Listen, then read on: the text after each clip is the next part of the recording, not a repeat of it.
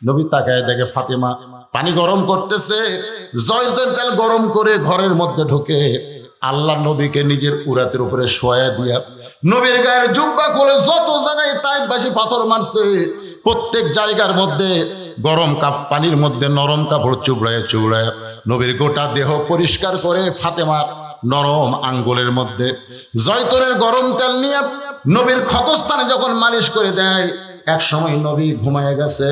ওই ঘুমের মধ্যে স্বপ্নে দেখে নবীর মা আমিনা নবীর পাশে দাঁড়ায়া কাঁদতেছে। আমিনা যখন কান্দে নবীর স্বপ্নকে বাস্তব মনে করে মা বলে হাতটা চাইবা ধরে, ঘুমটা ভেঙে যায় ফাতেমার চুমুতে। ফাতেমা যখন চুমু খায় ওই ফাতেমার চোখের পানি নবীর চোখের মধ্যে ঢুকে যায়। নবী ডাকতে বলে ফাতেমা কান্দিস কেন? ফাতেমা বলে বাবা আপনি মনে হয় স্বপ্ন দেখছেন, বাবা আমাকে মা বলে হাতটা ধরছেন, এখন পর্যন্ত হাতটা ছাড়েন নাই। মুরব্বী বলে হুজুর এখন আপনি বলেন, নবী যদি ফাতেমাকে স্বপ্নে মা বলে সে আর মেয়ে থাকে না, সে হলো নবীর মা। ধরে কারণ সুবহানাল্লাহ। ওই এলাকার মধ্যে কাউকে যাইতে দেয় না। আমি 50 বছর হলে মদিনায় আছি, আমি দেখেছি কোন পুরুষ মানুষকে ওই জান্নাতুল বাকির পূর্ব কোণার দিকে যাইতে দেয় না, কারণ নবীর মেয়ে ফাতেমা হলো পর্দানিশী। আল্লাহ তার পর্দাকে এমন কবুল করেছে দুনিয়া থেকে বিদায় নেওয়ার পরে কিয়ামত পর্যন্ত তার পর্দা বহাল রয়েছে। সুবহানাল্লাহ কন্যা দেন।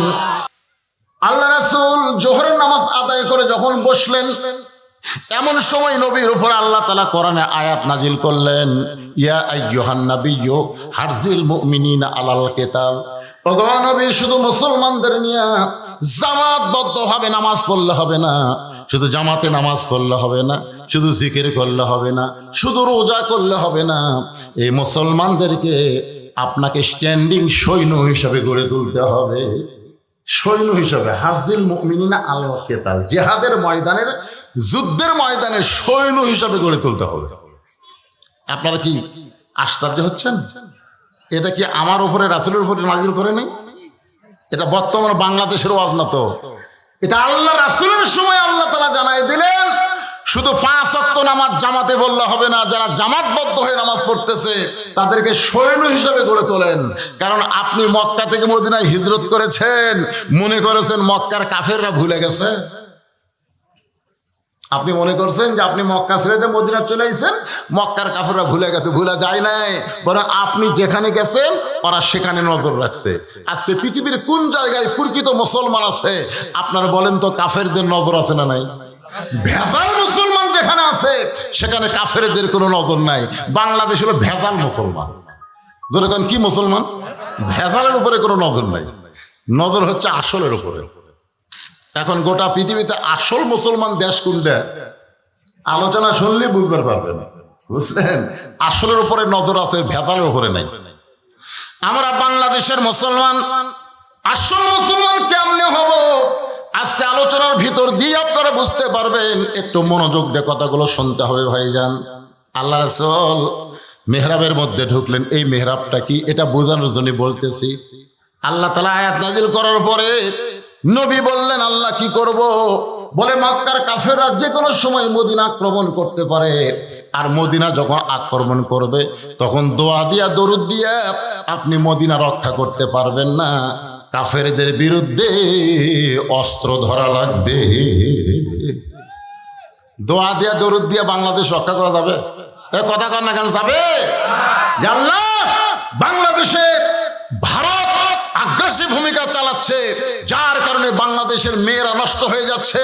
আজকে মেয়েদের জন্য স্টার জলসা, জি বাংলা, ছেলেদের জন্য ফিল্ম সিরিয়াল, ইয়াবা, এগুলো সব আমাদের যুব শক্তি, নারী শক্তিকে নষ্ট করে দিচ্ছে। জনগণ কথা ঠিক কিনা?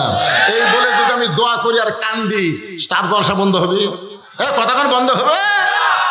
আমি যতই দোয়া করি ইয়াবা থেকে, হিরোইন থেকে, ফেন্সিল থেকে আমাদের যুব শক্তিকে বাঁচাতে পারবো না। এইগুলো খারাপি থেকে বাঁচাইতে গেলে অন্যায়ের বিরুদ্ধে প্রতিবাদ করতে হবে। জোরে গান কথা ঠিক কথা কন না কেন? আজকে প্রতিবাদ করবেন? হ্যাঁ, একটু মনোযোগ দেন। সঙ্গে সঙ্গে নবী সাহাবীদেরকে সৈন্য হিসেবে গড়ে তুললেন। আর এই সৈন্যরা যেই জায়গায় অস্ত্র রাখতেন সে জায়গার নাম হলো মেহরাব। এখন আপনারা বলেন মেহরাব কি রাখার জায়গা? সবাই বলেন না কেন? আমরা রাখি বা না রাখি, মেহরাব কি রাখার জায়গা? বর্তমানে মেহরাবে কি আছে? আমাকে আপনাকে মসজিদের মেহরাবে কি আছে? কিছুই নাই।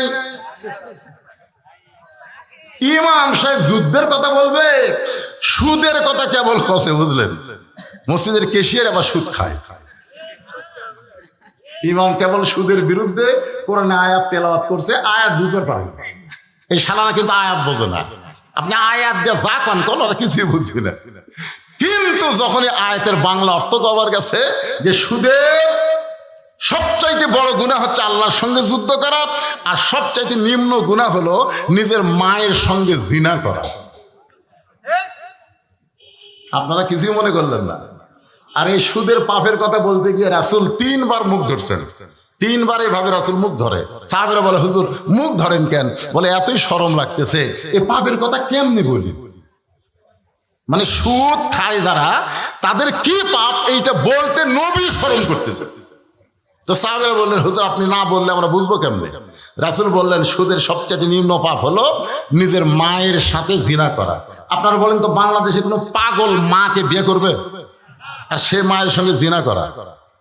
ইমাম সাহেব কেবল ওয়াজ করছে, কেশিয়ার নামাজ শেষ করে বলতেছে, গাট্টি গুটি যা আছে বাঁধেন, আপনাকে আর লাগবে না।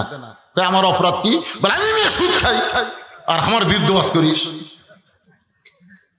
এখন সুদের বিরুদ্ধে, ঘুষের বিরুদ্ধে এগুলো বললেই তো ইমামের চাকরি থাকবে না। জোরে কোন কথা ঠিক কিনা? আর মেহরাবের ইতিহাস তারা কেমনে বলবে? আল্লাহ রাসূল মেহরাবের মধ্যে ঢুকলেন, হযরত বেলাল আকামা শুরু করলেন। এমন সময় নবী দেখে সামনে কাতারে একজন সাহাবী বসেই আছে, এখন পর্যন্ত উঠতেছে না। বেলাল কদ কামাতিস সালাহ বলে, তারপরেও সাহাবী যখন উঠতেছে না, বসে আছে। সিয়ারত বসে নাই, এমনি বসে আছে। সিয়ারত বসা দেখলে যে রাসূল কি বলতেন আল্লাহ ভালো জানে। শুধু বসে আছে। আল্লাহ নবী বললেন, রে সাহাবী, হযরত বেলাল আকামত দিয়েছে, কদ কামাতিস সালাহ বলেছে, এরপরেও তুমি বসে আছো। কুমু লিল্লাহি কানিতিন, আল্লাহর জন্য আনুগত্য নিয়ে দাঁড়িয়ে যাও। রাসূল কোরআনের আয়াত তেলাওয়াত করলেন, কুমু লিল্লাহি কানিতিন। কুম শব্দের অর্থ হলো দাঁড়াও, লিল্লাহি কার জন্যে? জোরে বলেন কার জন্যে? কানিতিন শব্দের অর্থ হলো আনুগত্য নিয়া। সাহাবী ছোট বাচ্চার মতন কাঁদতেছে। আল্লাহ রাসূল বলে, সাহাবী এরকম কান্দো কেন? বলে, রাসূলুল্লাহ, হযরত বেলাল যখন আজান দিয়েছে, সঙ্গে সঙ্গে আমার মন বলতেছে বাড়িতেই নামাজ পড়, কিন্তু আমার ঈমান বলতেছে জামাত ধর। বাড়িতে নামাজ পড় আর ঈমান বলতেছে জামাত ধর। প্রত্যেকটা মুসলমান আজান শোনার পরে মন কি বলে? বাড়িতেই নামাজ পড়। আর ঈমান বলতেছে জামাত ধর। মসজিদে নামাজ পড়লে নামাজ কায়েম হবে, বাড়িতে নামাজ পড়লে নামাজ কিন্তু কায়েম হবে না। 5 ওয়াক্ত ফরজ নামাজ জামাতের সঙ্গে আদায় করা লাগবে। বিশেষ করে 2টা ওয়াক্ত সম্পর্কে রাসূল বলেছেন, এশার নামাজ আর ফজরের নামাজ যারা জামাতে পড়ে না, এরা নামাজি হলেও এরা মুনাফিক। জোরে কোন কয় ওয়াক্ত? কমপক্ষে 2 ওয়াক্ত নামাজ এশা এবং ফজর কেউ যদি জামাতে আদায় করতে পারে, সে আর মুনাফিক হবে না। আপনার বলেন তো, 5 ওয়াক্ত নামাজের মধ্যে এই 2 ওয়াক্ত নামাজই কিন্তু আমাদের কষ্ট মনে হয়। ফজরের নামাজ, ফজরের বাতাস মুনাফিকেরা কোনোদিন নিবার পারে না। যত বড়ই গুনাহগার হই না কেন, ফজরের নামাজ যখন মসজিদে পড়তে আসবো, সকালবেলার বাতাস আমার নাকের মধ্যে ঢুকে আমার ঈমানকে তরতাজা করে দিবে। একটু মনোযোগ দিয়ে শুনবেন। রাসূল বললেন, বলো কি খবর? বলে, রাসূলুল্লাহ, আমি আজকে 3 দিন হলে না খাওয়ার কারণে আমার দেহ এত দুর্বল হয়ে গেছে। আমার মন বলতেছে বাড়িতে নামাজ পড়, কিন্তু আমার ঈমান বলতেছে জামাত ধর। হুজুর, আমি হামাগুড়ি দিয়া দিয়া হাঁটতে পারি না, আমি দাঁড়াতে পারি না। হামাগুড়ি দিয়া দিয়া মসজিদের বারান্দা পর্যন্ত আসলাম। আমি যেই বারান্দায় আসলাম, আমার ঈমান বলতেছে সামনে কাতার ধর। কারণ মসজিদের মধ্যে যত কাতার আছে সবচেয়ে দামি কাতার হলো সামনে কাতার। রাসূল বলেন সামনে কাতারের ফজিলত যদি আমি বয়ান করতাম তাহলে সামনে কাতারে নামাজ পড়ার জন্য ঠেলাঠেলি মারামারি হতো। এই হাদিস দ্বারা আল্লাহর নবী বুঝাইলেন মসজিদের মধ্যে যত কাতার আছে সবচাইতে সামনে কাতারের গুরুত্ব কম না বেশি? সওয়াব কত বেশি? রাসূল বলেনি, বললে মারামারি হতো। সব ধনীগুলা সব টাকা আলা শক্তি আলা, তুই সামনে যাবি কেন? আল্লাহ রাসূল বলেছেন গোটা মসজিদের মুসল্লি মিলে যে সওয়াব পায়, ইমাম বরাবর পিছনে যে মুসল্লি দাঁড়াবে আল্লাহ তাকে একাই সমান সওয়াব দিয়ে দেয়। কোন জায়গা? মানে ইমাম যে জায়গায় দাঁড়ায়, ইমাম বরাবর পিছনে যিনি দাঁড়ায়, সমস্ত মুসল্লি মিলে যে সওয়াব পায় ও একাই সেই সওয়াব পায়। এখন আপনারা সে জায়গায় দাঁড়াবেন? দাঁড়াবেন না। শর্ত হলো সবাই দাঁড়াবার চাইলেও পারবা না। ইমাম যদি মাগরিবের 3 রাকাত পড়াতে 1 রাকাতই ওযু যায়, ইমামের 3 রাকাত, মাগরিবের কয় রাকাত? 3 রাকাত পড়াতে 1 রাকাতের রুকু থেকে যে সেজদাত গেছে ফিস করে বাড়ি হয়ে গেছে। তখন ইমাম কি বলবে? ভাইরে আমার ওযু নাই। এ কথা ইসলামে বলা যাবে না। ওই ইমাম বরাবর পিছনে যিনি আছেন তার কাছে এইভাবে নাক ধরে ইমামের জায়গায় খাড়া করে দিবেন। যেখান থেকে ইমামের ওযু গেছে সেখান থেকে তাকে নামাজ পড়ানোর যোগ্যতা থাকতে হবে। খালি সওয়াব নাই, ঠেলাও আছে। জোরে কোন ঠিক না? যদি ইমাম সাহেব হাত ধরে টানে ইমামের জায়গা দেওয়ার জন্য, আর ওই লোকটা আমার টানিস কেন বলা মাত্রই ওকে 11টা ব্যাত মারা লাগবে। কয়টা ব্যাত? কে রে তোকে ইমাম কেন টানে তুই জানিস না? নামাজ নষ্ট করে দিলি, নামাজ নষ্ট করার অপরাধে তাকে 11টা ব্যাত মারা লাগবে। সওয়াবও আছে, ঠেলাও আছে। ধরে কেন সওয়াবও আছে। আল্লাহ রাসূল বললেন এরপরও বলো তোমার খবর কি? সাহাবী বলে ইয়া রাসূলুল্লাহ আমি সওয়াবের আশায় সামনে কাতারে বসে পড়েছি। হযরত বেলাল যখন আকামত দেওয়া শুরু করেছে আমি তখন থেকে দাঁড়ানোর জন্য প্রস্তুতি নেই। হুজুর আমার মন দাঁড়াইলে কি হবে? আমার দেহ এত দুর্বল, আমি দাঁড়াবার পারতেছি না, আমার গোটা দেহ ঘুরমি খাই পড়ে যায়। আল্লাহ রাসূল বললেন ওসমান, ওসমান। সঙ্গে সঙ্গে ওসমান বলে লব্বাইক ইয়া রাসূলুল্লাহ। আপনারা বলেন তো মসজিদ নববীতে শত শত হাজার হাজার সাহাবী, কিন্তু আল্লাহর নবী কাউকে ডাক দিলেন না। ডাক দিলেন তার নাম কি? আরো জোরে বলেন নাম কি? ওসমানকে ডাকার কারণ হলো নবী যখন মদিনার প্রেসিডেন্ট ছিলেন, নবী যখন মদিনার রাষ্ট্রপতি ছিলেন, ওই সময় নবীর কতগুলো মন্ত্রী ছিল। কতগুলো কি ছিল? মন্ত্রী। মন্ত্রী, ধর্মমন্ত্রী যিনি ছিলেন তার নাম হলো হযরত আবু বকর। এই মন্ত্রীগুলোর দপ্তর দেখেন। ধর্মমন্ত্রী যিনি ছিলেন তার নাম কি? আবু বকর। আইনমন্ত্রী যিনি ছিলেন, আইনমন্ত্রী। আইনমন্ত্রী বোঝেন? আমাদের বাংলাদেশে আইনমন্ত্রী আছে না নাই? সবগুলা আলেমক জেলের মধ্যে ঢুকাবি আর জালেম গুলা ছেড়ে দিবি। তোর এখন কথা ঠিক কিনা ভাই রে? আইনমন্ত্রী যিনি ছিলেন তার নাম হলো হযরত ওমর। ধরে বলেন তার নাম কি? হযরত ওমর। অর্থমন্ত্রী যিনি ছিলেন তার নাম হলো ওসমান গনি। আর শিক্ষামন্ত্রী যিনি ছিলেন তার নাম হলো হযরত আলী। 4টা মন্ত্রীর নাম করলাম। ধর্মমন্ত্রীর নাম কি? একেবারে কথা কন না কেন? ধর্মমন্ত্রীর নাম কি? আপনার বলেন তো শুধু নামই ধর্মমন্ত্রী না কামেই ধর্মমন্ত্রী? নিজের মধ্যে ধর্ম কেমন ছিল, কি কারণে আল্লাহ রাসূল তাকে ধর্মমন্ত্রিত্ব দিল, এটা মুসলমান হিসেবে আমাদের জানার দরকার আছে না নাই? আমাদের বাংলাদেশের 90% মুসলমানের দেশে ধর্মমন্ত্রীর নাম কি জানেন না? বলা যাবে না তো? জানা যাবে? এই যে পিছন থেকে বলছে, সামনের লোক জানে না। দীপুমণি। দীপুমণি হলো শিক্ষামন্ত্রী। পাগলা। ইসলাম ধরে বলেন নাম কি? আপনারা বলেন ধর্মমন্ত্রী কেমন হওয়া লাগবে আর আমরা কেমন পাইছি?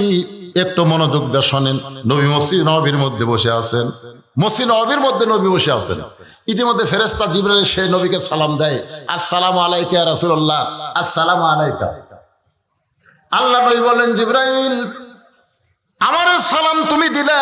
জিবরাইল বলে, রাসূলুল্লাহ আমি সালাম দেই নাই, আপনি খুশি হবেন, স্বয়ং আল্লাহ পাক আমার মাধ্যমে আপনারে সালাম দিয়েছে। কে সালাম দিছে? আল্লাহ রাসূল বলে, জিবরাইল স্বয়ং আল্লাহ যখন আমার সালাম দিল আমার মনটা খুশি হয়ে গেল। ফেরেশতা জিবরাইল বলে, ইয়া রাসূলুল্লাহ আল্লাহ শুধু আপনাকে সালাম দেয় নাই, আপনার ধর্ম মন্ত্রীকেও আল্লাহ সালাম দিয়েছে। নবী চমকে বলে, জিবরাইল আমার ধর্মমন্ত্রী আবু বকর এমন কি আমল করলো যে আমল করার কারণে আরশে আল্লাহ তাকে সালাম দেয়? ফেরেশতা জিবরাইল বলে, রাসূলুল্লাহ আমি জানি না, আপনি জানে নেন।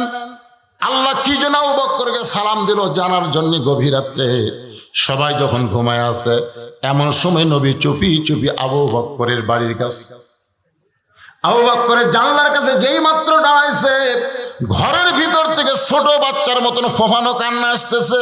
নবী জানলার কাছে থমকে গিয়ে একটু কান ফালায় শোনেন আবু বকর এমন করে কাঁদতেছে।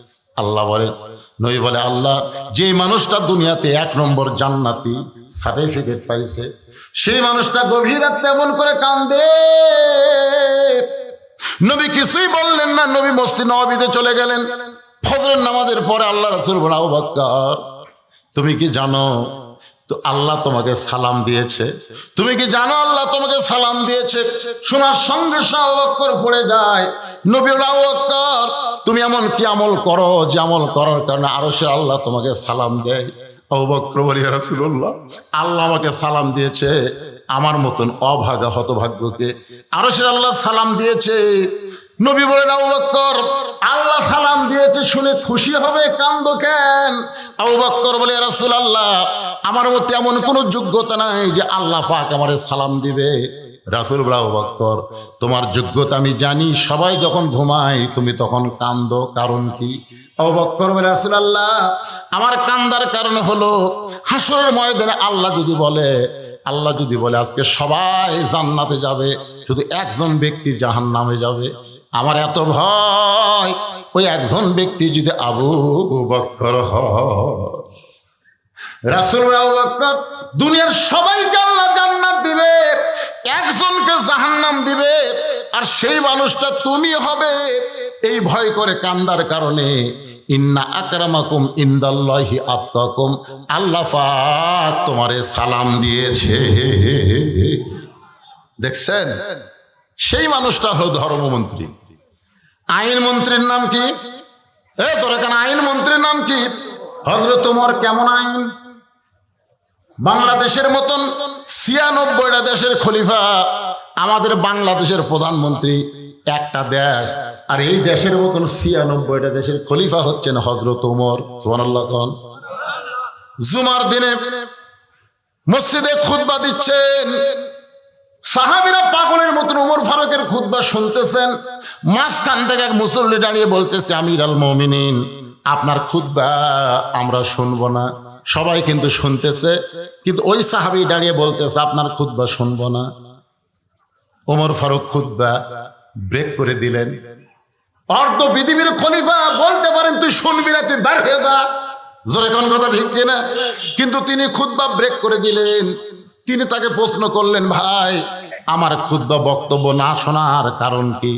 বলে, আপনি আমাদেরকে খাটো পাঞ্জাবি দিয়ে আপনি লম্বা জুব্বা পরে খুতবা দিচ্ছেন, যতক্ষণ পর্যন্ত আপনার লম্বা জুব্বার কাহিনী না বলবেন ততক্ষণ আপনার খুতবা শুনবো না।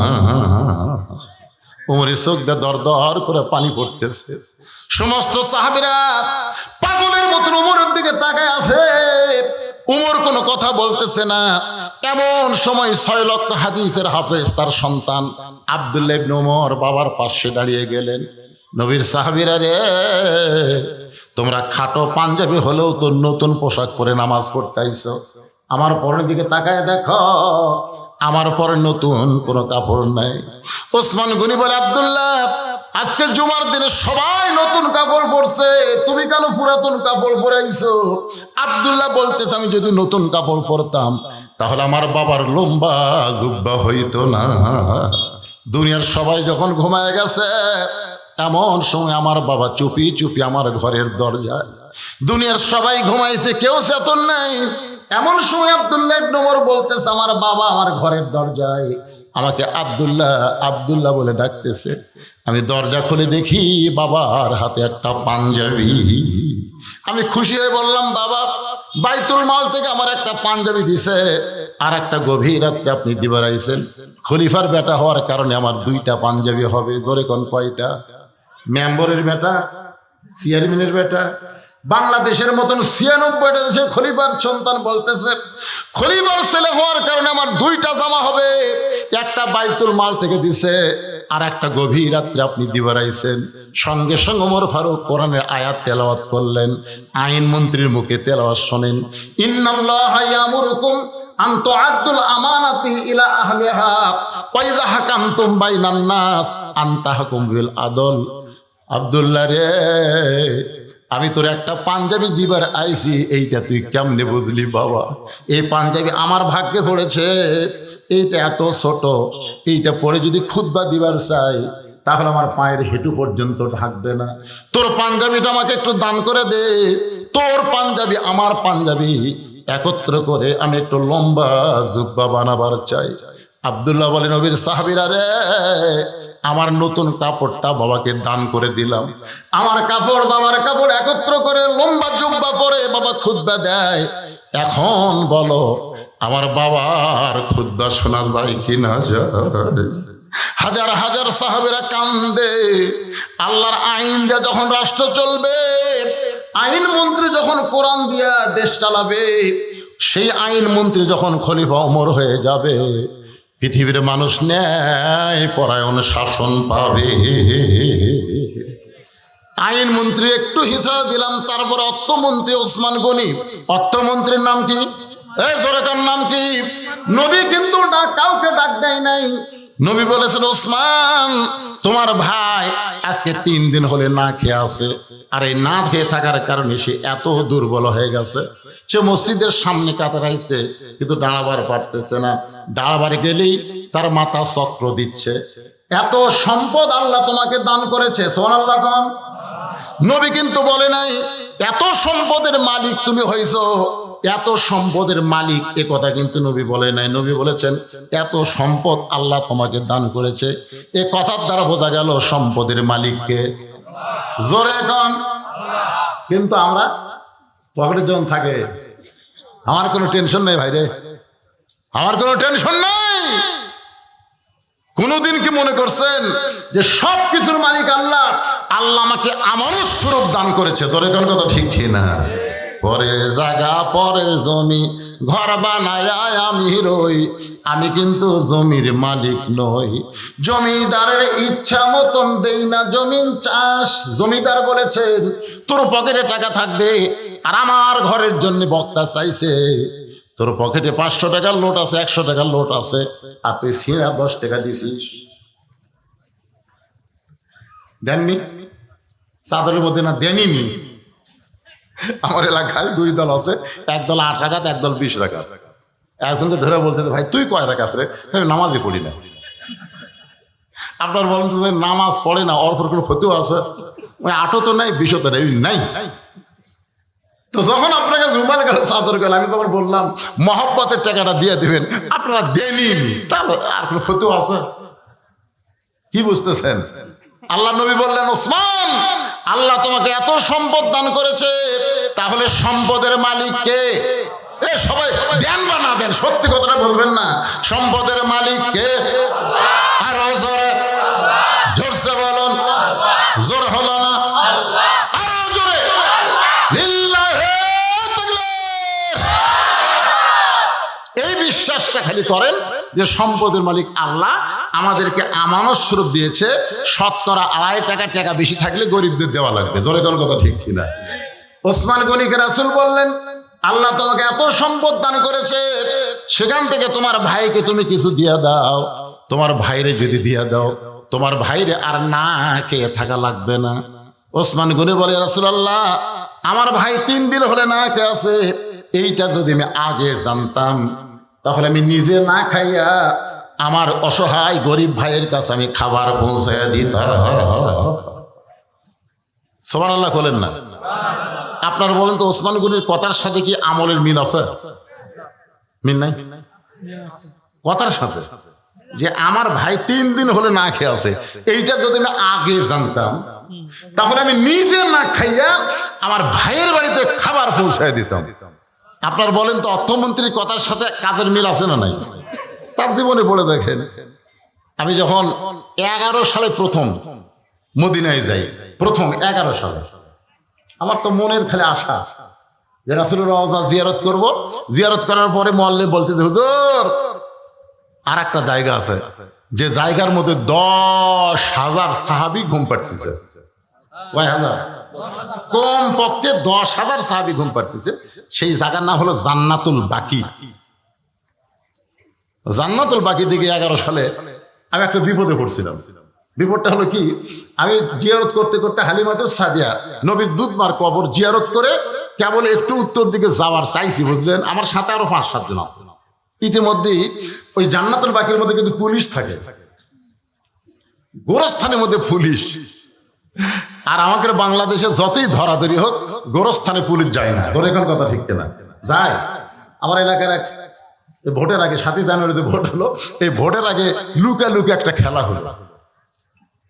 পুলিশ কিন্তু সব বাড়ি যায় না, খালি খুঁজলেই এই বাড়িতে তারা কোন দল,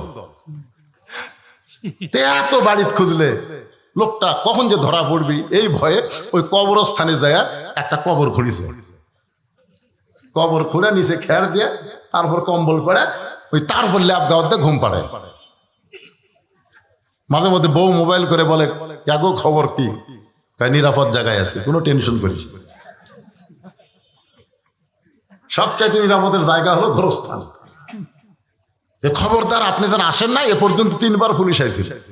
তখন বলে কোনো টেনশন করিস না, এমন জায়গাতে আছি পুলিশের বাপও আসবি না। আসলে যায় না, গোরস্থান পুলিশ যায়, কিন্তু জান্নাতুল বাকি গোরস্থানে পুলিশ ঘরে। পুলিশ ঘরের কারণ হলো আমাদের মতন কিন্তু ব্যবসায়ীরা লোক আছে, যেটি সেটি হাত তোলে, যেটি সেটি কি তোলে, হাত তোলে।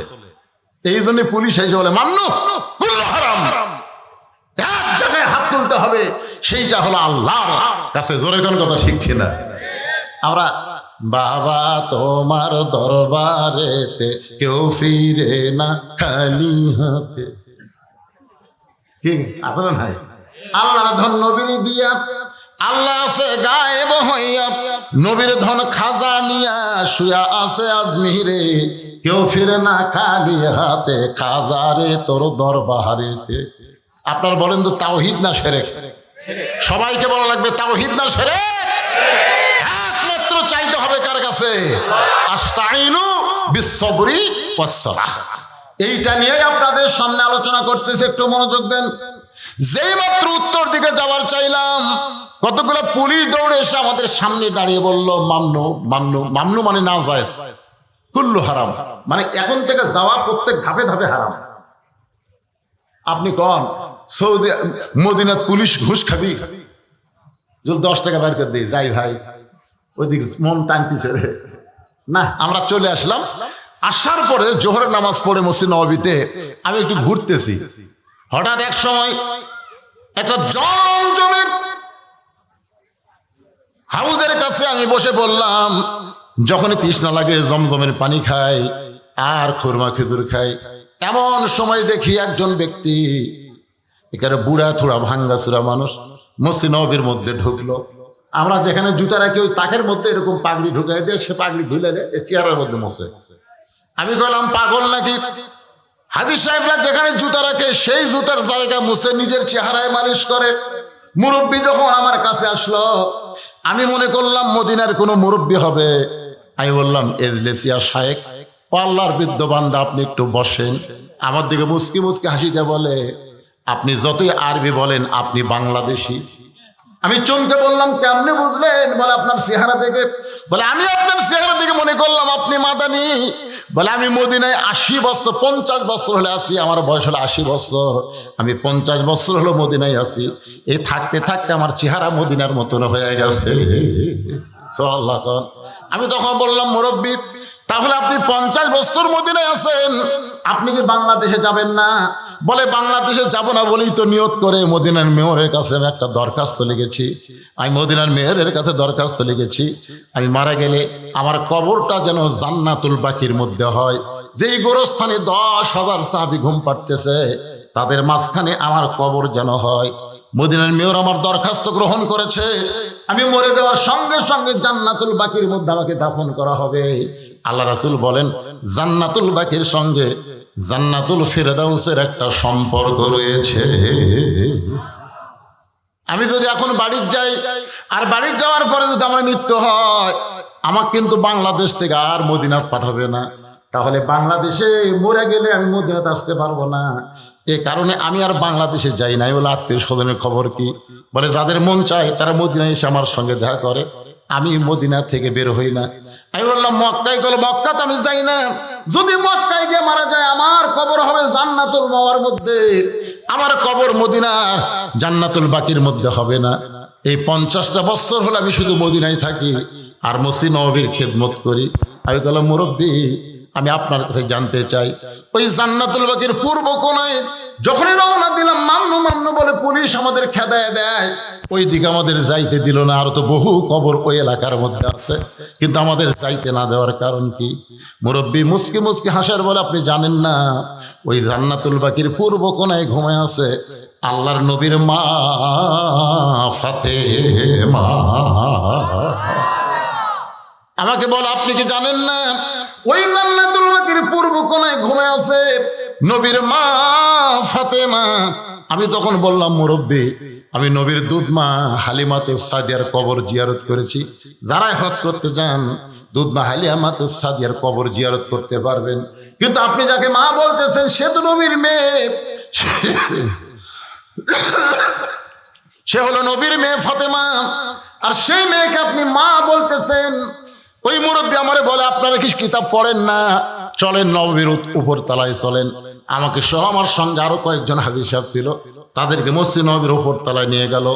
উপর তলার দক্ষিণ সাইডে একটা মক্তব, মক্তব মানে কিতাবের ঘর। ওই কিতাবের ঘর থেকে একটা কিতাব বের করে, ওই কিতাবটা একটা হাফেজ সাহেবকে, যার বাড়ি হলো কুমিল্লার চাঁদপুরে, কিন্তু এখন মদিনা ভার্সিটিতে লেখাপড়া করে। হজের সময় ওই সমস্ত ছাত্ররা মদিনার ভার্সিটির ছাত্র হাজীদেরকে খেদমত করে। ওই অলিউল্লাহকে বলল, অলিউল্লাহ একটু পড়ে দেখায় দাও। ওই কিতাব বের করে অলিউল্লাহ আমাদের সামনে পড়া শুরু করে দিল। আল্লাহ রাসূল তাইফের ময়দান থেকে যখন মক্কায় আসলেন, মক্কায় আসার পরে নবীর তখন 4টা মেয়ে ছিল। 4টা মেয়ের মধ্যে রোকেয়া, কুলসুম আর জয়নাব ঘরের মধ্যে ঢুকে আল্লাহ নবীকে বলতেছে, বাবা, তাইফবাসীরা তো পাথর মারলো, এই কষ্ট আপনি কেমনে সহ্য করবেন বাবা? এই কষ্ট আপনি কেমনে সহ্য করবেন? 3টা মেয়ের মতন কথা বলে যখন ঘর থেকে বের হয়ে যায়, এমন সময় নবীর মেয়ে ফাতেমা ঘরের মধ্যে ঢুকে দরজা বন্ধ করে দেয়। রাসূল বলে, ফাতেমা, ঘরের মধ্যে ঢুকে দরজা বন্ধ করলে মা? ফাতেমা বলতেছে, বাবা, ইব্রাহিম নবীর জন্যে আল্লাহ নমরুদের চাগুন শান্তির বাগান বানায় দেয়, মুসা নবীর জন্য আল্লাহ সাগরকে রাস্তা বানায় দেয়, আর আমার বাবার জন্য আল্লাহ তাইফের পাথরকে তুলা বানাবার পারলো না। আজকে ফিলিস্তিন মুসলমানের জন্য বাইতুল মুকাদ্দাস আল্লাহ আবাবিল পাখি প্রেরণ করে না। আর আব্রাহা বাদশা যখন বাইতুল্লাহ দখল করতে আইছিল, তখন আবাবিল পাখি দিয়া তাদের হস্তি বাহিনীকে ধ্বংস করেছিল। ধরে কোন কথা ঠিক কিনা?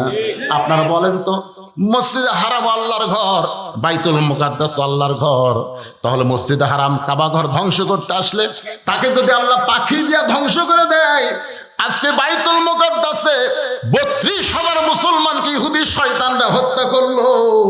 এ পর্যন্ত 72,000 মুসলমান পঙ্গু অবস্থায় হাসপাতালের মধ্যে আছে।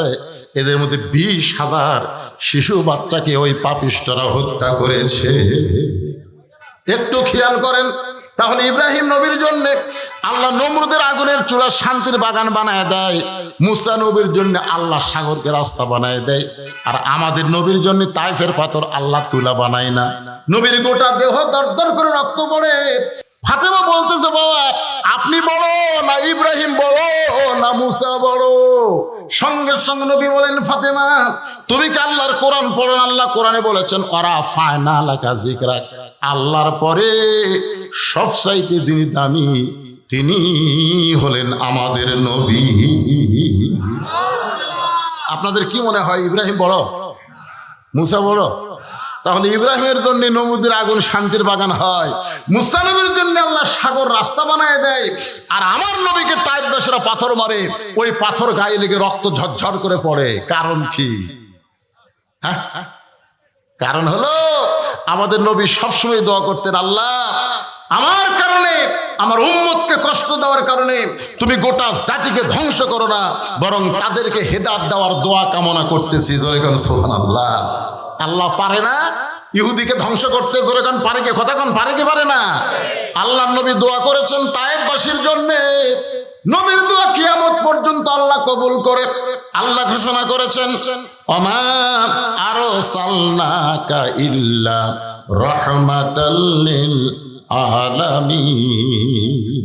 নবী তাকায় দেখে ফাতেমা পানি গরম করতেছে, জয়তুন তেল গরম করে ঘরের মধ্যে ঢুকে আল্লাহ নবীকে নিজের উরাতের উপরে শোয়া দিয়া নবীর গায়ের জুব্বা খুলে যত জায়গায় তায়েফবাসী পাথর মারছে প্রত্যেক জায়গার মধ্যে গরম পানির মধ্যে নরম কাপড় চুবড়ায় চুবড়ায় নবীর গোটা দেহ পরিষ্কার করে ফাতেমার নরম আঙ্গুলের মধ্যে জয়তুনের গরম তেল নিয়ে নবীর ক্ষতস্থানে যখন মালিশ করে দেয়, এক সময় নবী ঘুমায় গেছে, ওই ঘুমের মধ্যে স্বপ্নে দেখে নবীর মা আমিনা নবীর পাশে দাঁড়ায়া কাঁদতেছে।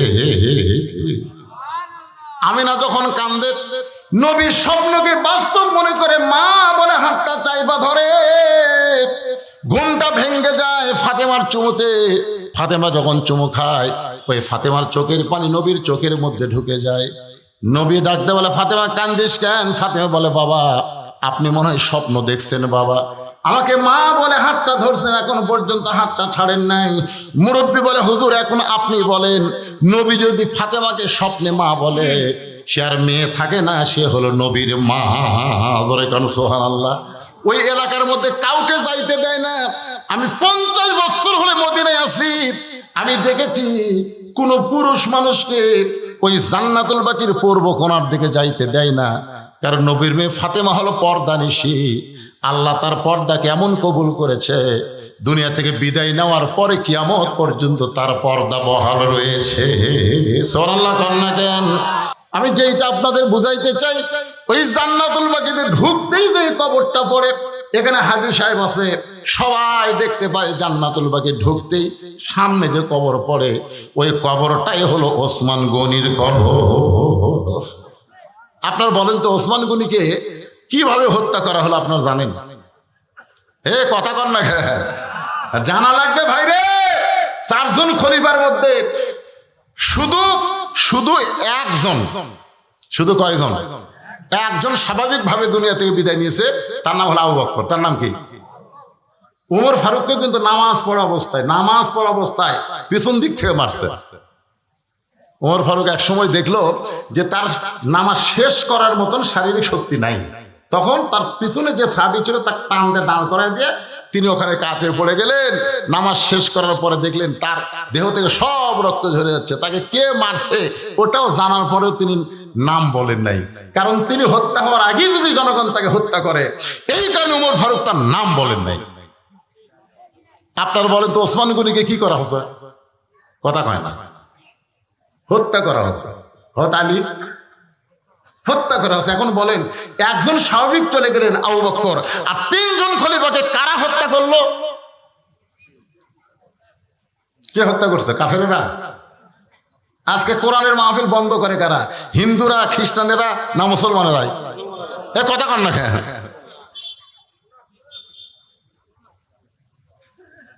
আপনার বাংলাদেশে কোনোদিন দেখছেন হিন্দুদের হরিবাসর বন্ধ হচ্ছে? কথা কন না কেন? হরিবাসর বন্ধ হচ্ছে? খ্রিস্টানদের কোনো অনুষ্ঠান বন্ধ হচ্ছে? ইহুদির কোনো অনুষ্ঠান বন্ধ হয়েছে? কিন্তু আমাদের বক্তারা কোরআনের মাহফিল করে, একদল করবার চায় আর একদল বাধা দেয়। জোরে কর কথা ঠিক কিনা? এই যে শালারা বাধা দেয়, এরাই হযরত ওমর ওসমান আলীকে হত্যা করেছে। জোরে কর কথা ঠিক, এরা কিন্তু মুসলমান না। আল্লাহ কোরআনে বলেছেন, আমিনান নাসি মান ইয়াকুলু আমান্না বিল্লাহি ওয়া বিল ইয়াউমিল আখিরি ওয়া মা হুম বিমুমিনিন। আপনারা কি বিরক্ত হচ্ছেন? আমার কথা কি বুঝবার পারতেছেন? বর্তমান বিশ্বের প্রেক্ষাপটে একটু গুরুত্বপূর্ণ আলোচনা মনোযোগ দিয়ে শুনবেন। সব কথা আসবে আস্তাইনু বিস-সাবরি ওয়াস-সালাহ ইন্নাল্লাহা মা'আস-সাবিরিন। এখন যে কবরটা সবার সামনে পড়ে সেই কবরটা হলো ওসমান গনির কবর। নবীর 4 জন খলিফার মধ্যে 4 জন গুরুত্বপূর্ণ সাহাবীর মধ্যে 2টা আছে নবীর সাথে, 2 জন আছে নবীর সাথে। নবীর পাশে কয়জন? তার নাম কি? আবু বকর আর উমর। আবু বকর কথা কয় না। আবু বকর আর উমর রবি দাফন হওয়ার পরে রওজার মধ্যে আবু বকর আয়েশাকে বলেছিল, মা তোমার ঘরের মধ্যে আল্লাহর নবী, আমি একটু নবীর সঙ্গে থাকতে চাই। আয়েশা বলে, বাবা আপনি হিজরতে নবীর সঙ্গে ছিলেন, গারে সুরের মধ্যে নবীর সঙ্গে ছিলেন, আপনি চলে যাওয়ার পর নবীর সঙ্গে থাকবেন, আমার কোনো আপত্তি নাই। কারণ মেয়ের ঘরের মধ্যে বাবা আর স্বামী ঘুম পাড়তেছে। সুবহানাল্লাহ। উমর ফারুক যখন আহত হলেন মসজিদের মধ্যে, তখন আব্দুল্লাহ ইবনে উমরকে বললেন, আব্দুল্লাহ রে, আমি তো যে কোনো মুহূর্তে দুনিয়া থেকে বিদায় নিব, মা বাবা একটু মা আয়েশার কাছে বল, আমি একটু নবীর পাশে থাকতে চাই। আব্দুল্লাহ এসে মা আয়েশাকে বললেন, মা আল্লাহ নবীর পাশে আপনার বাবা ঘুমায় আছে, আমার বাবা একটু ঘুমাবার চায়। আয়েশা বললেন, না, আমার বাবার পাশে আমি থাকতে চাই। স্বামী বাবার কাছে থাকতে কোনো অসুবিধা? জোরে কোনো অসুবিধা? কিন্তু ওই জায়গায় যদি ওমরকে রাখা হয় তাহলে আমি আয়েশার থাকতে পারবো না। আমি থাকবো কোন জায়গায়? আমি সারা জীবন নিয়ত করেছি আমার স্বামীর পাশে থাকবো, কিন্তু আমার বাবার অনুরোধকে আমি ফেলতে পারি নাই। এখন বাবা স্বামী তার পাশে আমি থাকতে ইসলামেও কোনো নিষেধ নাই। দেখেন দুনিয়া থেকে বিদায় নেওয়ার পরেও তারা খেয়াল করে। আব্দুল্লাহ বলতেছে, আমার বাবার বোনের বড় সাথ, নবীর পাশে একটু থাকতে চাই। আয়েশা বলতেছে, আমি অনুমতি দিবার পারলাম না। ওমর ফারুক কাছে আব্দুল্লাহকে বললেন, বাবা মা আয়েশার কাছে যখন আপনার থাকার কথা বললাম, মা আয়েশা অনুমতি দিল না। ওমর ফারুক বলতে, তাহলে আমি মরে যাওয়ার পর পৃথিবীর যেখানে পারিস আমাকে কবর দে, আমার কোনো আপত্তি নাই। ওমর ফারুক যখন দুনিয়া থেকে বিদায় নিলেন, এমন সময় আয়েশা বুঝতে পারলেন আল্লাহর নবী মাঝে মধ্যে বলতেন, আমার পরে কেউ যদি নবী হতো লাউ কানা ওমর, আল্লাহ ওমরকে নবী বানাই নাই, নবী হওয়ার সব যোগ্যতা ওমরকে দান করেছে। আয়েশা খুবই কাঁদলেন। ওমর ফারুকের দেহের পাশে, লাশের পাশে গিয়ে কাঁদলেন, যে মানুষটা ইসলামের জন্য এত ত্যাগ স্বীকার করেছে, যেই মানুষটা ইসলামকে অর্ধ পৃথিবী পর্যন্ত বিস্তৃত করেছে, সেই মানুষটা আমার বাবার কাছে থাকবে, আমার স্বামীর কাছে থাকবে, আমি আপত্তি করি না। দরকার আমি থাকবো বাহিরে, আমি ওমরকে থাকতে জায়গা দিবার চাই। ধরে কর সুবহানাল্লাহ। ডান পাশে আবু বকর, বাম পাশে ওমর, মাঝখানে আল্লাহর নবী। একটু খেয়াল করবেন, আল্লাহর বান্দার একজন ওসমান গনি জান্নাতুল বাকিতে, আর একজন হযরত আলী কিন্তু মদিনায় নাই, তার কবরটা হলো ইরাকে। আমার কথা কি বুঝতে পারলেন? আগে ছিল দামেশ, বর্তমান ইরাক হয়ে গেছে। এখন ওসমান গনির কবরের পাশে আমি দাঁড়ালাম, হাজী সাহেবও দাঁড়াইছে। যারা দাঁড়াইছে তারাই বুঝতে পারে, দাঁড়ানো মাত্র তারা দেহ থরথর করে কম্পন শুরু হয়ে যায়। ওসমান গনির কবরে ছোট্ট একটা পাথরে খোদাই করে লেখা আছে ওসমান গনি। এই গনি মানে হলো ধনী। আল্লাহ কোরআন কারিমে বলেছেন, আল্লাহ গানিয়ুন ওয়া আনতুমুল ফুকারা, আমি আল্লাহ হচ্ছে ধনী, বাদ বাকি সবাই ফকির।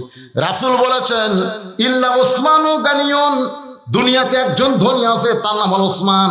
সমস্ত সাহাবীরা বলে, ইয়া রাসূলুল্লাহ ওসমান কেমনে ধনী হলো? রাসূল বলেন, তাহলে শোনো। একদিন আমি নবী বসে আছি, এমন সময় একজন সাহাবী এসে আমাকে বলে, ইয়া রাসূলুল্লাহ আজকে কয়েকদিন হলে খাই নাই, যদি পারেন আল্লাহর রাস্তায় আমাকে একটু সহযোগিতা করেন। সঙ্গে সঙ্গে নবী এইভাবে জুব্বা তুলে দেখালেন। সাহাবী তাকায় দেখে নবী ক্ষুধার জ্বালায় পেটে পাথর বাঁধে বসে আছে।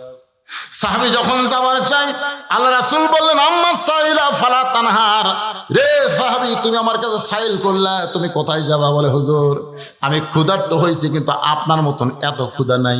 আপনি ক্ষুধার জ্বালায় পেটে পাথর বাঁধছেন হুজুর, আমি অন্য কোথায় যাবার চাই। রাসূল ডাক দিয়ে বলে, সাহাবী রে, অন্য কোথাও যাওয়ার দরকার নাই, তুমি যদি কিছু পাওয়ার চাও তখন আমার ওসমানের কাছে যাও। সুবহানাল্লাহ কর না কেন? কার কাছে যাও? নবীর কথা মতো গরিব সাহাবী ওসমান গনির কাছে গেলেন সন্ধ্যার সময়। সন্ধ্যার সময় গিয়া দেখো ওসমান গনির ঘরে আলো জ্বলছে। সে আলোটা একটু বেশি হয়েছে বিধায় ওসমান গনি সলতা টাইনা টাইনা আলো কমায়।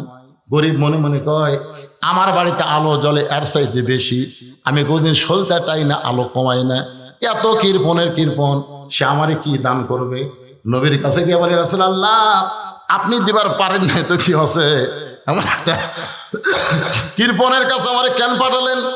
আল্লাহ রাসূল বলে তুমি কি তোমার অভাবের কথা কইছো? বলে বলার চান্স পাই নাই। নবী বলেন আবার যাও।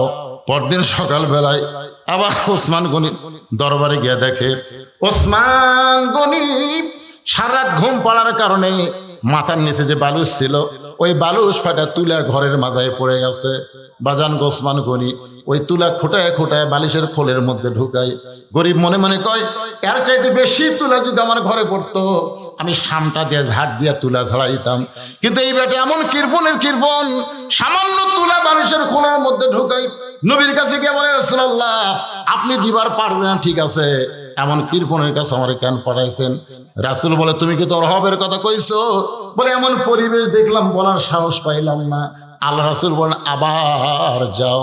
পরদিন সকালবেলায় নবীর কথা মতো গরিব সাহেব ওসমান গনির দরবারে এসে দেখে ওসমান গনি খালি গায়ে বসে আছে।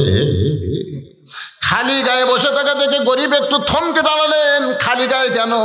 হঠাৎ দেখতে পায় তার কোলের মধ্যে থেকে একটা জুব্বা টেনে বের করে কয়েক জায়গায় জুব্বা ছিঁড়ে গেছে, ওই জুব্বাটা সেলাই করবে, কিন্তু শুয়ের মধ্যে সুতা ঢোকাবার পারতেছে না।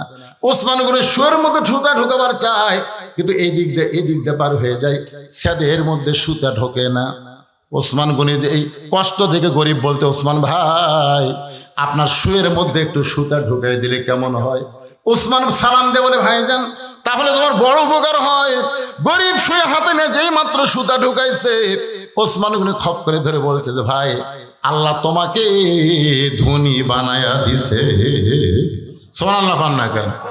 গরিব কয় ঠাট্টা করে নিয়ে কয় দেখো তোমার চোখ আমার চাইতে ধনী, কত কষ্ট করতেছি শুয়ের মধ্যে সুতা ঢোকার পারতেছি না, আর সুইটা হাতে নিয়েই তুমি ঢুকাই দিলে। আল্লাহ চোখের দিক দিয়ে তো আমার চাইতে তোমাকে ধনী করেছে। সুবহানাল্লাহ না কেন? আমরা কিন্তু কেউ গরিব না, আমি টাকার দিক দিয়ে আমার বেশি, কিন্তু খাওয়ার দিক দিয়ে আমি দুর্বল। আমার সামনে যখন গরু দেয়, দই দেয়, মিষ্টি দেয়, আমি কিন্তু বলি ভাই চলবে না, আর আমার ড্রাইভার যখন হাত দিয়ে কামড় মারে ও কড়মড় শব্দ ওঠে। আমি বললাম রে আমার টাকা আছে খাওয়া নাই, আর তোর টাকা না থাকলে খাওয়া আছে, তোর কোন কথা ঠিক কিনা? একজনের বাড়ি আছে দেখবেন, একজনের 3 তলা বাড়ি আছে ঘুম নাই, আর একজনের বাড়ি নাই কিন্তু ঘুম আছে, আছে না নাই? তোর এখন দেখবেন এই ভুটভুটির মধ্যেও ঘুম পাড়তেছে, লাখ টাকা টাকা ভুটভুটির উপর ঘুম পাড়তেছে, আর ওই 3 তলা বাড়িতে এসি দেওয়ার ঘুম হয় না, ঘুমের ট্যাবলেট খাই তারপরে ঘুম ধরে না। তোর এখন কথা ঠিক? তাহলে কে ধনী কে গরিব? ওসমান গনি বলে ভাইজান এই যে শুয়ের মধ্যে সুতা ঢুকাই দিলাম, এর বিনিময়ে তুমি কি চাও? গরিব বলতেছে কিছুই চাই না, খেলে হাতটা ছাড়া দেন, আমি যাবার চাই। বলে এত উপকার করলে তুমি যাবার চাইলে যাবার দেব না, বিনিময়ে কি চাও? গরিব বলে ভাইজান কিছুই চাই না, হাতটা ছাড়া দেন, কারণ যে কৃপণের কৃপণ একে দিবে। কিছুই যখন চায় না তখন ওসমান বললেন ম্যানেজার দৌড়ে এসে বলে হুজুর আমারে ডাকলেন। বলে তোমরা কি করো? এই ভাইটা আমার শুয়ের মধ্যে সুতা ঢুকাই দিছে, এর বিনিময়ে একে 100টা উট দিয়ে দাও। যেই বলছে 100 উট দিয়ে দাও, গরিব বলে হুজুর আপনি পাগল নাকি?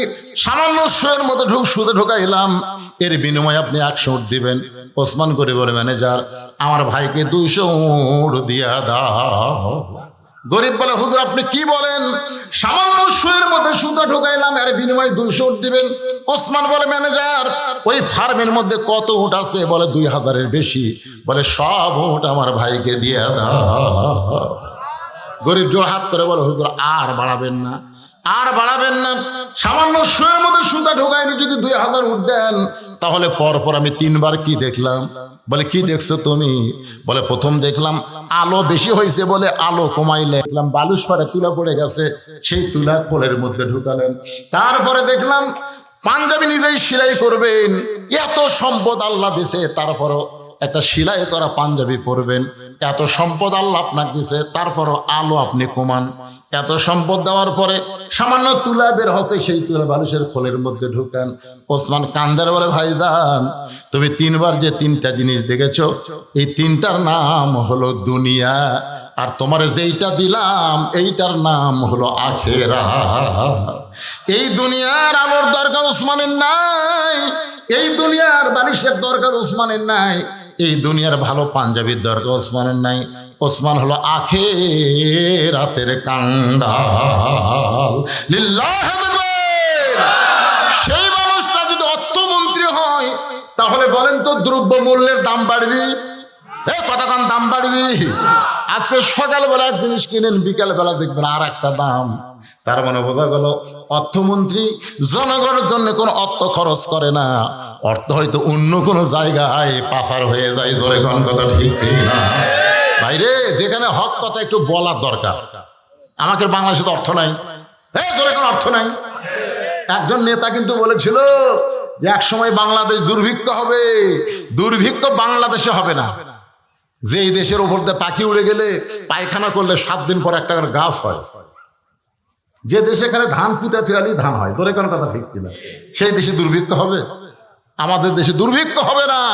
আমাদের দেশে অভাব হতে পারে, দ্রব্যমূল্যের দাম বাড়তে পারে, হয় প্রতিবেশী ভারত না হয় পাচার। তোর কোন কথা ঠিক কিনা? হয় ভারত নয় পাচার। আমাদের ছেলেরা একটা কাশের ওষুধ, যার দাম হলো 13 টাকা, সে ফিনসিল কিনা খায় 500 টাকা। আমাকে বলে, হুজুর এত অভাব দেশে চলতেছে, এখন পাগলা হচ্ছিস। আগে একটা গরু সকালবেলা জব করলে বিকেলবেলা গোস্ত বেচতে লাগতো। আমার এলাকায় একটা গরু যদি সকালে জব করে, বিকেল বেলায় পর্যন্ত গোস্ত বেচা হয় না। ডাক দেখায়, হুজুর গোস্ত আর বহু বাচ্চা নেবেন? হ্যাঁ, ফ্রিজ নাই তো। না, ফ্রিজ আসলো না। আয় আর এখন গরু জবক করেই বুঝলেন 1 ঘন্টা পরে যা দেখবেন নাই। তাহলে মানুষ তো অভাবত নাই রে ভাই। জিনিসের দাম বাড়লে কি মানুষের হাতে টাকা আছে? তোর কথা ঠিক কিনা? এখন টাকা কুট থেকে আসতেছে আল্লাহ ভালো জানে। যে কোনো লোক দেখবেন ভ্যান চলা খায়, টাকা যখন বার করে 2-4টা 500 টাকা করে দেখা যায়। তার মানে বোঝা গেল সুষম বন্টন যদি বাংলাদেশে চালু হতো আর ডাকাত ভিত্তিক অর্থনীতি যদি চলতো, আমাদের বাংলাদেশে কোনো অভাব আমরা মুখ দিয়ে উচ্চারণ করতাম না। তোর কোন কথা ঠিক না? ওসমান গনি বলে, ইয়া রাসূলুল্লাহ, আমার ভাইটা 3 দিন হলে না খেয়ে আছে। এটা যদি আমি আগে জানতাম, আমি নিজে না খাইয়া আমার ভাইয়ের বাড়িতে খাবার পৌঁছে দিতাম। এতক্ষণ ওয়াজ শোনার পরে কি বুঝলেন? অর্থমন্ত্রীর কথার সাথে কামের মিল আছে? আল্লাহ রাসূল বললেন, সাহাবী আজকে তুমি বসা বসায় নামাজ পড়ো।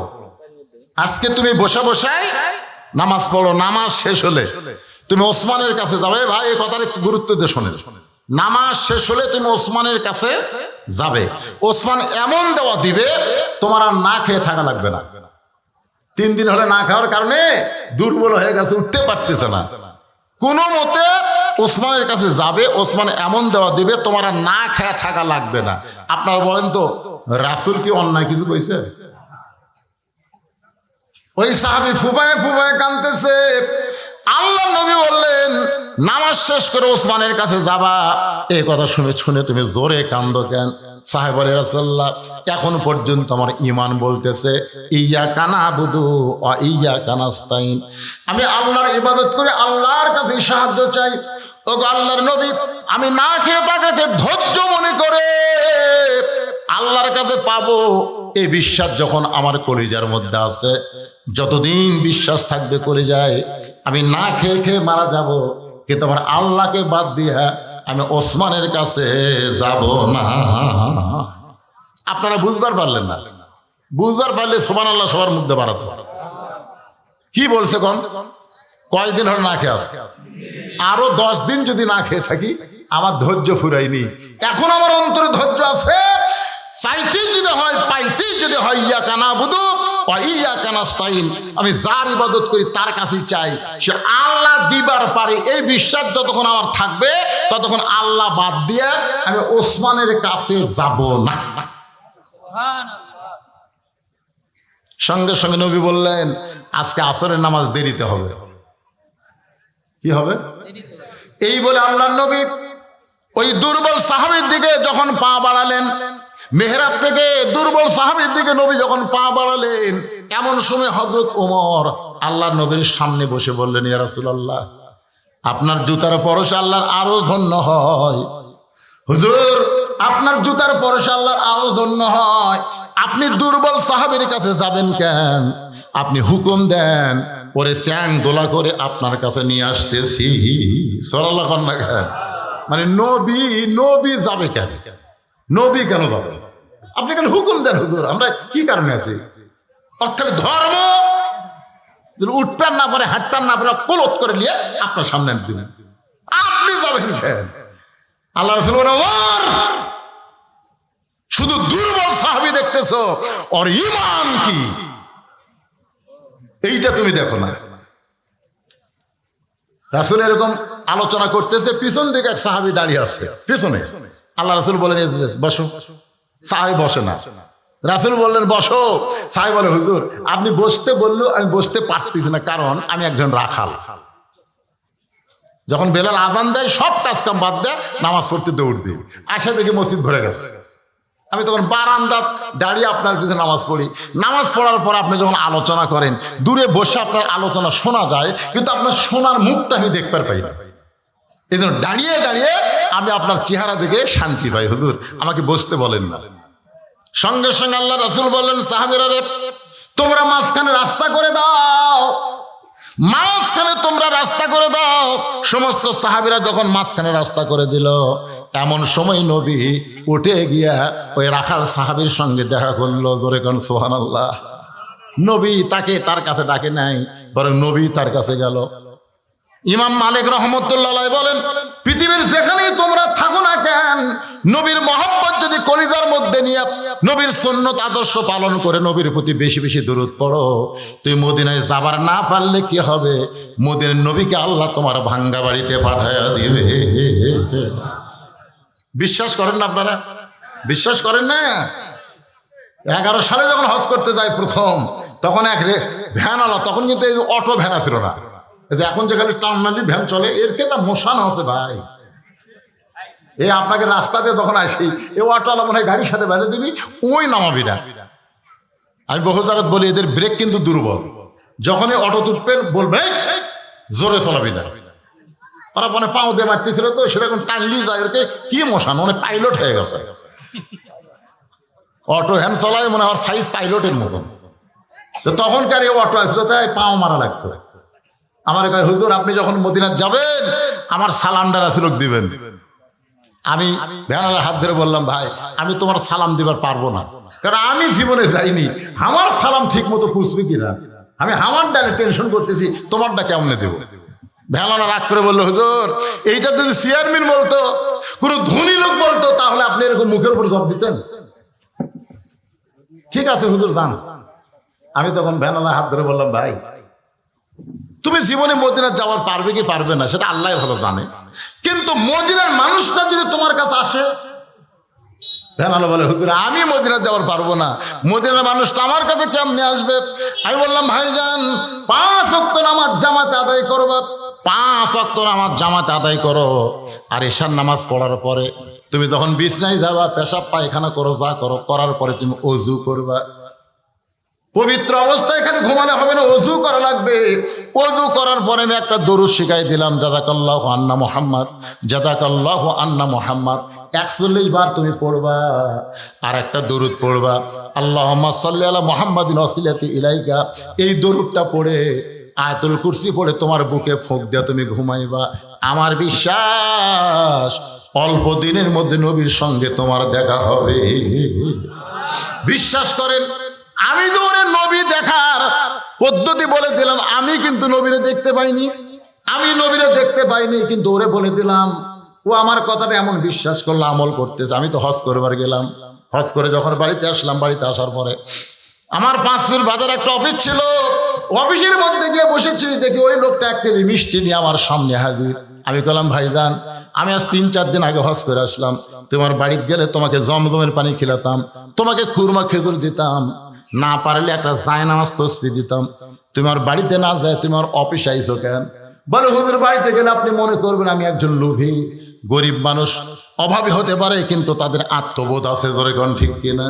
এই জন্য আমি আপনার বাড়িতে যাই না, বাড়িতে গেলেই মনে করবেন কিছু পাওয়ার জন্য আইছে। আমি বললাম ভাইদের 1 কেজি মিষ্টি কেন?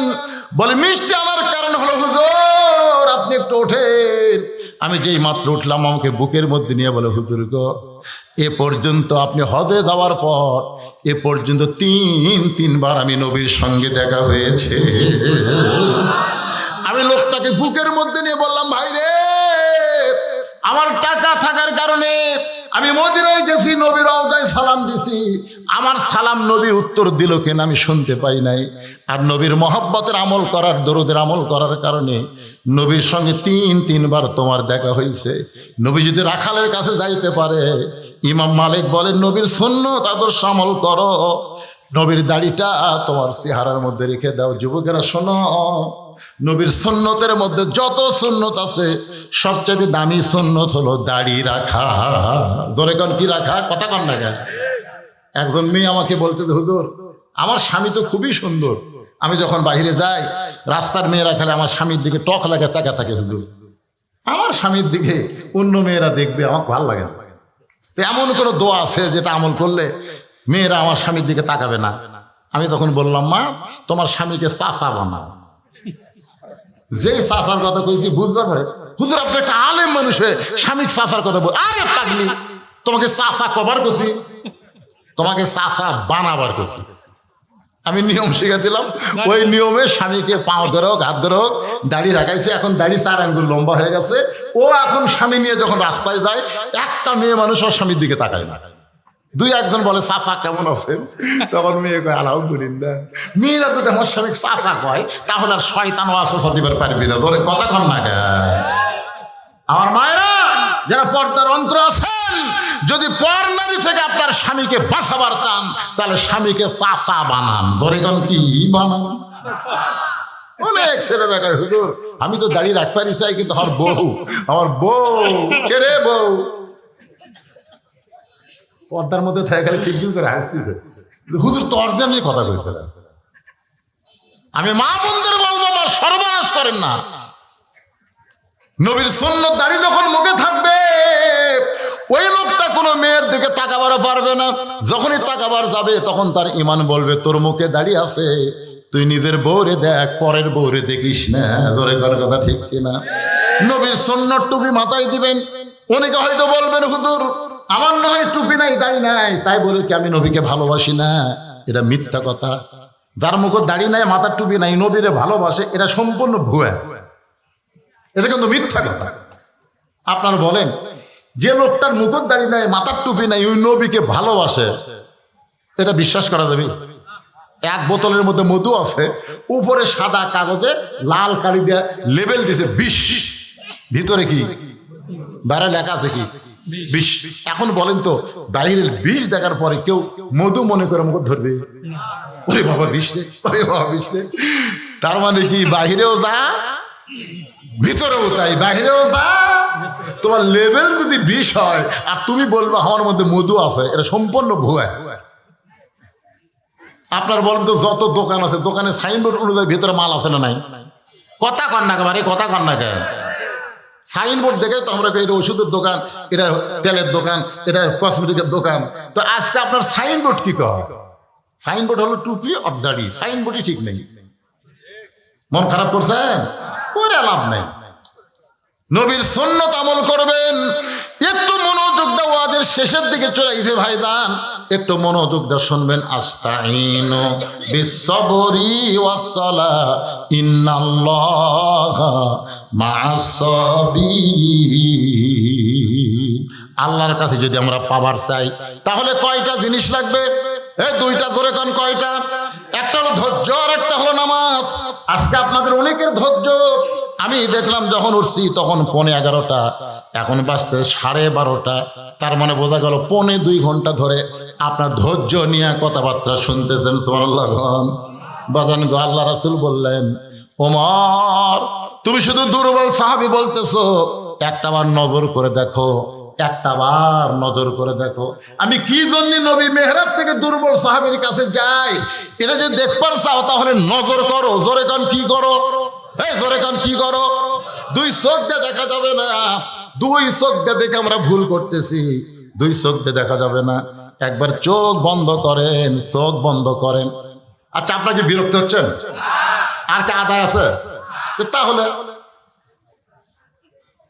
কত বড় গুরুত্বপূর্ণ কথা, দুই চোখ দিয়ে দেখা যায় না রে, দুই চোখ দিয়ে ভুয়া ভুয়া, দুই চোখ দেখতেছে এটা কার বাড়ি, এটা কার বউ।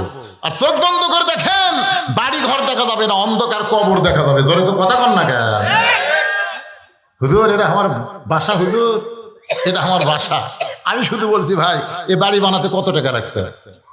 আমার কয় আপনি মূর্খ নাকি, এটা বাড়ি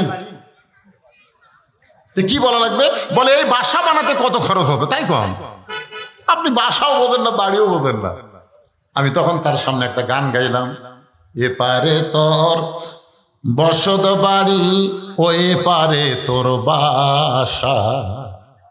যত কোটি টাকা দেয় তুমি বাসা তৈরি করো, এটা তোমার হলো বসত বাড়ি। ধরে কোন কি বাড়ি? এপারে তোর বসত বাড়ি, ওই পারে তোর বাসা। ভব দরিয়ায় পাড়ি দিতে কেমনি করলি আশা। এপারে তোর বসত বাড়ি, ওই পারে তোর বাসা।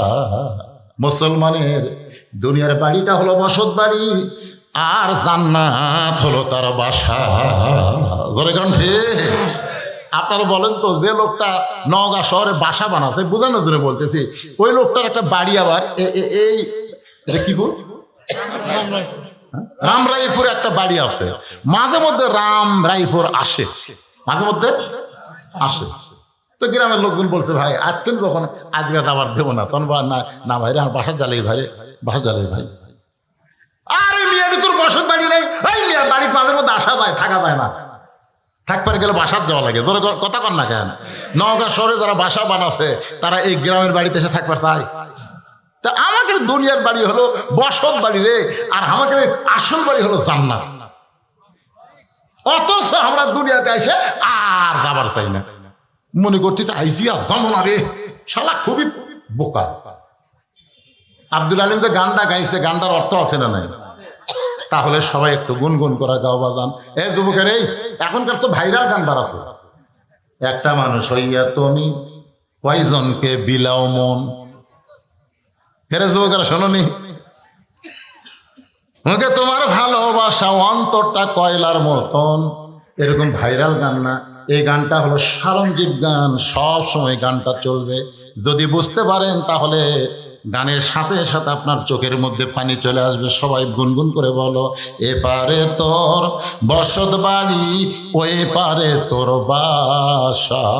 ভব দরিয়ায় পাড়ি দিতে, ভব দরিয়ায় পাড়ি দিতে কেমনে করলি আশা।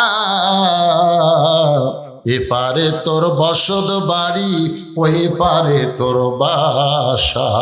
লাভ করিতে আইসারে ভবে, হইলারে বেদিশা। রতন কাঞ্চন বদল দিয়া কিলনি তামাশিসা। আল্লাহ বলেছেন, আল্লাহ রাসূল বলেছেন, আর দুনিয়া মাজরাতুল আখিরা, দুনিয়া হচ্ছে আখিরাতের আবাদযোগ্য একটা জায়গা। আখিরাতের কোন আবাদ না করে তুমি দুনিয়ার বাড়ি ঘর নিয়ে ব্যস্ত থাকলে লাভ করিতে আইসারে ভবে, হইলারে বেদিশা।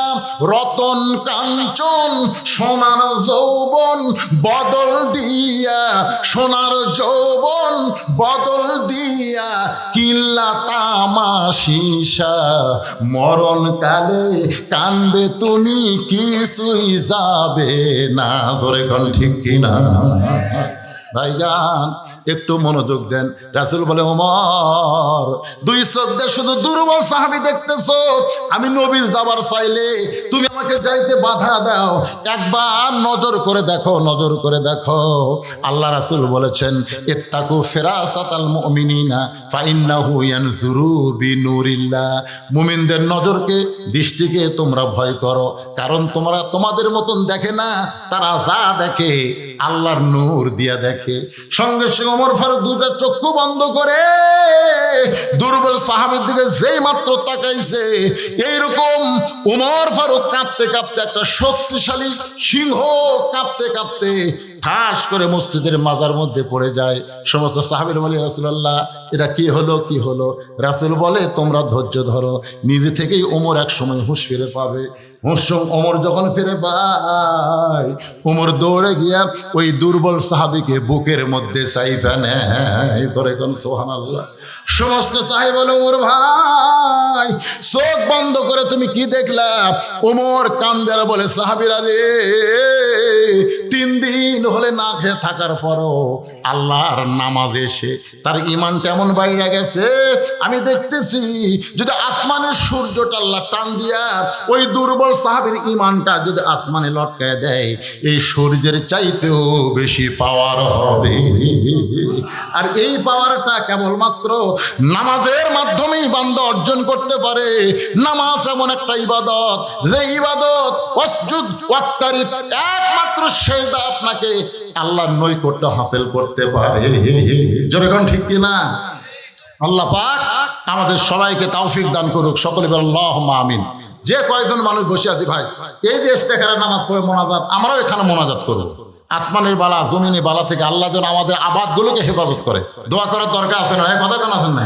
জমি তো প্রতিদিন বিকালে ঘুরতেছেন আর মশান মারতেছেন, এবার ফলন ভালো হবে রে।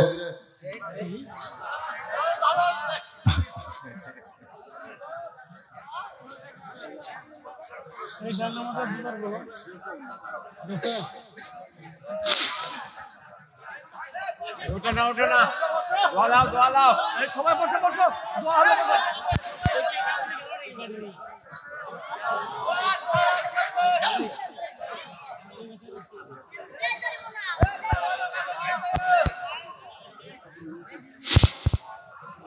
এই টাইমে কারেন্ট গেল রে।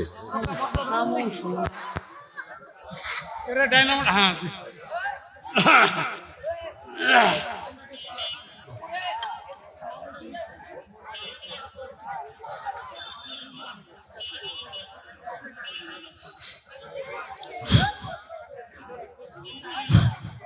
দোস্ত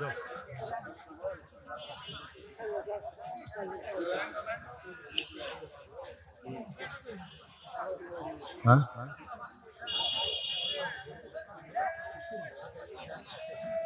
না বলে বলাই দিল না বলছে আদায় করা লাগবে না, ওই গামছা আদায় করলে গামছা না, ওটা যা হচ্ছে আর না, এবারে দেও না কে। লা ইলাহা ইল্লাল্লাহ। বাসার দিকে যাচ্ছেন না বাড়ির দিকে? এতক্ষণ ধরে কি বুঝলো? হাই, সামান্য একটা আলো নেই আর অন্ধকার এতই খারাপ লাগতেছে জানেন। সবচাইতে বড় অন্ধকার হলো কোরআনের আলো বাংলাদেশে থাকার পরও মানুষের তৈরি আইন দিয়ে যখন সমাজ চলে, ওই সমাজটা সবচাইতে বেশি অন্ধকারে আছে। জোরে কোন কথা ঠিক কিনা? যেন একটা স্লোগান আছে, আল কোরআনের আলো, আল কোরআনের আলো। একজন কথা সংসদে জালো। আমি বলবো হিকমতের মার দেওয়া লাগবে, ঘরের মধ্যেও না, সংসদেও না। আমরা বলবো আল কোরআন আলো, সব জায়গায় জালো, সব জায়গায় আল্লাহর কোরআন দরকার আছে না নাই? এই যে একটু আলো গেছে, আয় আয় চ যাই। কোথায় যাচ্ছেন ভাইজান? আমি বললাম একটা মোনাজাত করবো, হাজার হাজার মানুষ আমরা একটা আল্লাহর কাছে ফরিয়াদ করব। এই মসজিদের উন্নয়ন কল্পে মাহফিল। আমি একটা কথা আপনাদের বলি, মসজিদের উন্নয়ন করতে গেলে নিজের গ্রামের লোক বেশিরভাগ দান করা লাগবে। জোরে কোন ঠিক কিনা? প্রত্যেক গ্রামে একটা করে মসজিদ আছে না নাই? তা আপনাদের মসজিদ তো মাশাআল্লাহ সেই রকম হয়ে গেছে। তারপরে উন্নয়নে যাটুকু আদায় হয়ে গেছে আলহামদুলিল্লাহ। আর গ্রামের লোক আপনারাই দিবেন, বাইরের লোকের কাছ থেকে যেটা পাচ্ছেন আলহামদুলিল্লাহ। সবাই ইস্তেগফার করুন, আস্তাগফিরুল্লাহ আল্লাযী লা ইলাহা ইল্লা হুয়াল হাইয়ুল কাইয়্যুম আতুবু ইলাইহি। আরে ছোট একটা বাচ্চা ক্যান্সার হচ্ছে। আমি গতকাল যেখানে মাহফিল করলাম ওখানে সভাপতি সাহেবের একটা নাতি 5 বছর বয়সের সন্তানের ব্লাড ক্যান্সার। আমাকে বলছে তো আগামীকাল মাহফিলকে একটু দোয়া করবেন। এখানে একটা ছোট্ট বাচ্চা, তারা অসুস্থ, 500 টাকা দোয়া চাইছে। সদকা তো তারুদ্দুল বালা, আল্লাহ এই দান সদকার কারণে বাচ্চাকে পুরোপুরি সুস্থতা দান করুক, জোরে কোন আমিন। যারা এরকম দান করবেন মনে করেন না যে মাইকে আপনার নাম ঘোষণা করলে আপনি সওয়াব পাবেন, তা না। প্রকাশ্যে দানের চাইতে গোপনে দান করা সওয়াব কম না বেশি? আপনারা বলেন বাংলাদেশের যত বড় বড় কাজ হয়েছে এই কাজগুলো কি প্রকাশ্যে দানে হচ্ছে না গোপন দানে হচ্ছে? যত বড় কাজ দেখবেন এই মসজিদে যতটুকু উন্নত হয়েছে আপনি খোঁজ করে দেখেন গোপনেই বেশি দান হয়েছে। প্রকাশ্যে দেওয়ার চাইতে গোপনে দান বড় বড় দেয়, ইনশাল্লাহ আপনারা দিবেন, অসুবিধা নেই। আল্লাহুম্মা আমিন। আল্লাহুম্মা আনতাস সালাম ওয়া মিনকাস সালাম তাবারাকতা ইয়া যাল জালালি ওয়াল ইকরাম। আয় আল্লাহ তাআলা, কঠিন গরমের ভিতরে তাপদাহ চলতেছে, তারপরেও তোমার বান্দা বান্দিরা আরামের বাড়ি ঘুমকে বাদ দিয়া কোরআন হাদিসের মহব্বত কলিজার মধ্যে নিয়া এই জান্নাতের বাগানে বসে বসে আলোচনা শোনার শেষে আমি গুনাহগারের সঙ্গে রহমতের দরজায় ফকির হয়ে দোকানা হাত তুলেছে। মেহেরবানি করে আজকের মাহফিল আমাদের সকলের হিদায়াতের জন্য, নাজাতের জন্য, জান্নাতের জন্য কবুল করো। এই মাহফিলের শুরু থেকে শেষ পর্যন্ত যত আলোচনা হয়েছে আল্লাহ, এর মধ্যে যদি ত্রুটি হয়, ভুল হয়, মাফ করে দিও। এর হাদিয়া মঞ্জুর করো। সোনার মদিনায় নবী পাকের রওজা মোবারকে আল্লাহ কবুল করে না। তামাম আম্বিয়ায়ে কেরাম, আসহাবে কেরাম, তাবিঈনে কেরাম, তাবিঈনে কেরাম, তামাম পৃথিবীর মাটির নিচে যত মুমিন মুমিনা শুয়ে আছে আল্লাহ সকলে আরো আফরে হাদিয়া কবুল করেন। আল্লাহ আমরা যারা হাত তুলেছি, আমাদের জনম দুঃখিনী মা যাদের কবরে চলে গেছে, বাবা যাদের কবরে চলে গেছে, সবাই বলেন রব্বির হামহুমা কামা রব্বায়ানি সগীরা। বাপ মা যাদের কবরে গেছে আল্লাহ বাপ্পার কবরকে জান্নাতের টুকরা বানায় দেন। রামরাইপুর মসজিদকে কিয়ামত পর্যন্ত কবুল করেন। এই মসজিদে নগদে বাগিতে প্রকাশ্যে গোপনে যারা দান করেছে আল্লাহ সকলের দানগুলোকে জান্নাতের বিনিময় হিসেবে কবুল করেন। মসজিদ কমিটির সম্মানিত সভাপতি, সহসভাপতি, সেক্রেটারি, কেশিয়ার, মসজিদের সদস্য, ইমাম, মুয়াজ্জিন, খতিব, মুসল্লি সকলকে আল্লাহ কবুল করে নেন। আজকের মাহফিলের সম্মানিত সভাপতি, সহসভাপতি, প্রধান অতিথি, বিশেষ অতিথি, প্রধান মেহমান সহ আল্লাহ আজকের মাহফিলে যারা আমরা হাত তুলে আমিন আমিন করতেছি সকলকে আল্লাহ তুমি কবুল করো। পর্দার অন্তরালের মা বোনেরা আবিদা সালিহা পদ্মানিজি কবুল করে। মা ফাতেমার চরিত্র দান করো। ছোট্ট একটা বাচ্চা অসুস্থ, আমরাও যারা অসুস্থ হাত তুলেছি আল্লাহ, আল্লাহ সবাইকে সুস্থতার নিয়ামত দান করে দাও। আল্লাহ আসমানের বেলা আসমানে নাও, জমিনের বেলা জমিনে ডাবায় দাও।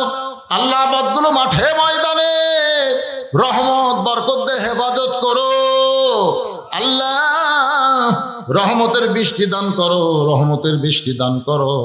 আল্লাহ উত্তপ্ত বাংলাদেশকে তুমি ঠান্ডা করে দাও। আল্লাহ রহমতের বাড়ি ধারা বর্ষণ করে দাও। আল্লাহ কে কোন নিয়ত করে হাত তুলেছে আল্লাহ সকলের নেক নিয়ত নেক আশাকে তুমি কবুল করো। যারা দান করেছে সকলের দানগুলোকে জান্নাতের বিনিময়ে কবুল করো।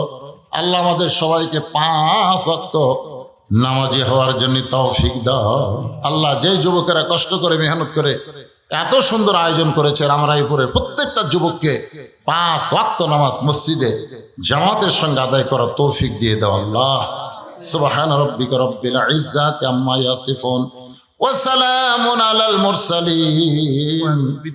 কয়েকজন বিদেশে আছে, দোয়া চেয়েছে, অনেক টাকাও তারা দিয়েছে আল্লাহ। প্রবাস জীবন কষ্টের জীবন আল্লাহ, সেখানে তাদেরকে ভালো রেখো, তাদের কামায় আরো বরকত দিয়ে দাও আল্লাহ।